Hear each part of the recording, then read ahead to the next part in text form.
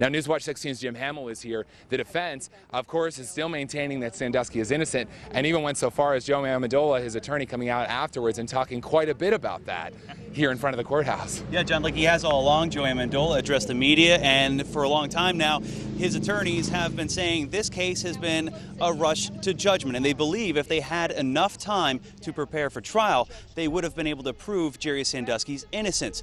But instead, Jerry Sandusky will likely spend life behind bars. He was led away after sentencing, headed back to the Center County Correctional Facility. The judge said he'll be there for 10 days during a time for any post-sentencing motions. Then he'll go to a state prison near Harrisburg to be processed and placed in a correctional facility. All this means Sandusky's attorneys can now file an appeal, which they do plan to do. Joe Amendola says the trial violated Sandusky's right to due process and was rushed through to trial far faster than the less serious case against former Penn State officials accused in this Sandusky cover-up. Just take Curly Schultz, 2 charges, 14 months at least. Jerry Sandusky, 52 counts, 10 separate cases, each of which could have been tried separately, and we had 4.5 months flying by the seat of our pants. That's the due process issue.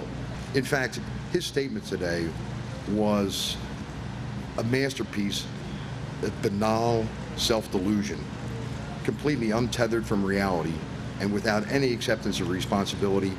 It was entirely self-focused, as if he again were the victim. It was, in short, ridiculous.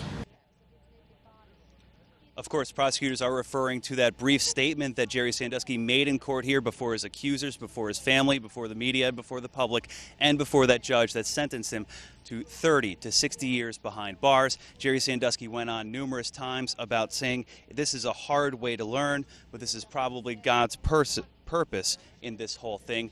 Certainly Jerry Sandusky will have a lot of time to think about his defense as he goes forward with an appeal in this trial. Certainly much more to come later on today. Reaction from victims' attorneys in this case, even a juror who who convicted Jerry Sandusky in this case.